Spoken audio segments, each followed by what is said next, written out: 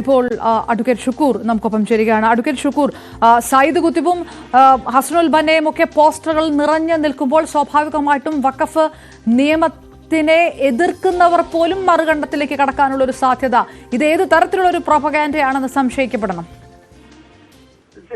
അങ്ങനെ നമ്മൾ പറയാൻ കഴിയില്ല. നമ്മുടെ ഈ വഖഫ് ഭേദഗതി നിയമത്തെ എതിർക്കുന്നത് അത് ഇന്ത്യയുടെ വൈവിധ്യത്തെ തകർക്കുന്നു എന്നുള്ള ആശങ്ക കൊണ്ടാണ്. ഇന്ത്യയിലെ ജനാധിപത്യവും മതേതരത്വവും വൈവിധ്യങ്ങൾ ഉൾക്കൊള്ളുന്ന ഒരു സമൂഹമാണ്. അതിനെ തകർക്കുമെന്ന ആശങ്ക കൊണ്ടാണ് സെക്യുലർ പക്ഷത്ത് നിൽക്കുന്ന മനുഷ്യർ ആ ഭേദഗതി എതിർക്കുന്നത്. അതായത് സോളിഡാരിറ്റിയും ജമാഅത്തെ ഇസ്ലാമിയും അവരോടൊപ്പമുള്ള മുസ്ലിം പരിവാറും പറയുന്നത് പോലെ ഒരു ഇസ്ലാമിക ഭരണ സ്ഥാപനമല്ല സെക്യുലർ ഫോഴ്സിന്റെ ലക്ഷ്യം. തീർച്ചയായും ഇത് അപകടകരമായ ഒരു സംഗതി തന്നെയാണ്.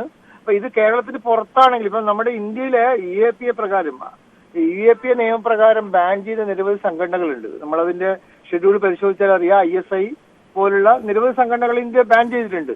അങ്ങനെ ബാൻ ചെയ്ത സംഘടനകൾക്ക് പ്രചോദനമാകുന്ന ആള് ഇവരൊക്കെയാണ്. ഹസനുൽ ബന്നയും സയ്യിദ് കുത്തുബൊക്കെയാണ് അവർക്ക് പ്രചോദനമാകുന്ന ആൾക്കാർ. അപ്പൊ അവരുടെ പ്രീച്ചസും അവരുടെ ആശയങ്ങളും ആദർശങ്ങളും നമ്മുടെ രാജ്യത്ത് പ്രചരിപ്പിക്കുന്ന പോലും കുറ്റകൃത്യമാണ്. നമ്മളത്ര നിസ്സാരമായി കാണേണ്ട കാര്യമല്ല. ഇപ്പൊ ഈ കേരളത്തിന് പുറത്താണ്, ഇപ്പം BJP ഭരിക്കുന്ന ഒരു സ്റ്റേറ്റിലാണ് ഈ പ്രകടനങ്ങൾ തീർച്ചയായും വളരെ ഗുരുതരമായ പ്രത്യാഘാതം അവർ നേരിടേണ്ടി വരും. ഇപ്പൊ കേരളം പോലത്തെ വളരെ സെക്യുലർ ഫോഴ്സുകൾ, കേരളത്തിലെ CPM ആയിക്കോട്ടെ, കോൺഗ്രസ് ആയിക്കോട്ടെ, അല്ലെങ്കിൽ മറ്റു രാഷ്ട്രീയ പാർട്ടികളായിക്കോട്ടെ, ഒന്നടങ്കം ഈ വഖഫ് ഭേദഗതി നിയമത്തെ എതിർക്കുന്നവരാണ്. കേരളത്തിലെ പാർലമെന്റിൽ എത്തിയ 20 പേരിൽ 19 പേര് അതിനെ എതിർത്തിട്ടുണ്ട്. രാജ്യസഭയിലെ എല്ലാ MP മാരെ എതിർത്തിട്ടുണ്ട് കേരളത്തിൽ പോകുന്ന.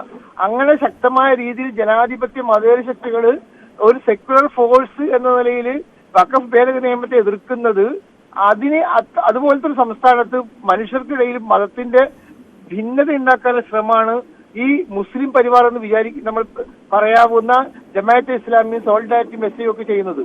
അത് ശക്തമായി നമ്മൾ എതിർക്കണം. അത് ഗൗരവത്തിൽ കാണേണ്ട വിഷയമാണ്. കേരളീയ സമൂഹം വലിയ ജാഗ്രത പുലർത്തേണ്ട കാര്യമാണെന്നാണ് എനിക്ക് തോന്നിയിട്ടുള്ളത്. UDFന്റെ ഭാഗത്തു നിന്നും ഇതിലൊക്കെ ഒരു പ്രതികരണം വരേണ്ടതാണ്. സ്വാഭാവികമായിട്ടും ഇന്ത്യ മുന്നണി ഒറ്റക്കെട്ടായി നിയമ ഭേദഗതിയെ എതിർത്തൊരു സാഹചര്യമുണ്ട്. ഇതിന് പോലും തുരങ്കം വെക്കുന്ന രീതിയിലേക്ക് കാര്യങ്ങൾ ഉയരുമ്പോൾ പക്ഷെ അത്തരത്തിലുള്ള ഒരു പ്രതികരണങ്ങൾ ഉണ്ടാകാനുള്ള സാധ്യതയുണ്ടോ? തീർച്ചയായും അതിലിപ്പോ ഒരു വലിയ വിഷയം എന്ന് പറയുന്നത്, ഇപ്പം സംഘ് പരിവാറിനെ എതിർക്കുന്നതില് മുസ്ലിം പക്ഷത്ത് നിൽക്കുന്നവർ സെക്യുലർ ഫോഴ്സിന്റെ മുസ്ലിം ആണ്. നമ്മള് സ്വത്ത് രാഷ്ട്രീയം വലിയ അപകടകാരി ഒരു യാഥാർത്ഥ്യമാണ്. സ്വത്ത് രാഷ്ട്രീയമല്ല നമ്മുടെ വർഗീയതയെ ചെറുക്കാനുള്ള രീതി.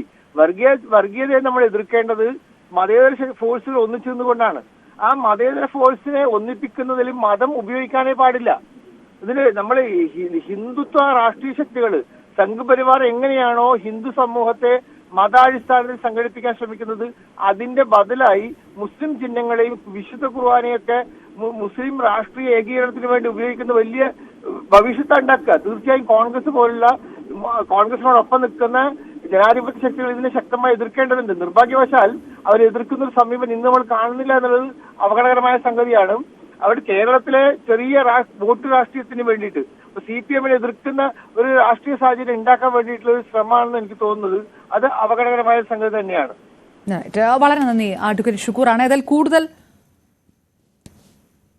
പ്രതികരണങ്ങൾ ഇതിനകത്ത് വരും എന്നുള്ള ഒരു വിശ്വാസം കൂടിയാണ് ഉള്ളത്. ഏതായാലും വഖഫ് സമരത്തിൽ എന്തിനാണ് മുസ്ലിം ബ്രദർഹുഡിന്റെ പോസ്റ്ററുകൾ ഉയർത്തിപ്പിടിച്ചത്, അത് ഏത് തരത്തിലുള്ള ഭിന്നിപ്പ് ലക്ഷ്യമിട്ടുകൊണ്ടാണ് എന്നുള്ളൊരു ചോദ്യം കൂടി ഉയരുന്ന സാഹചര്യമാണ്.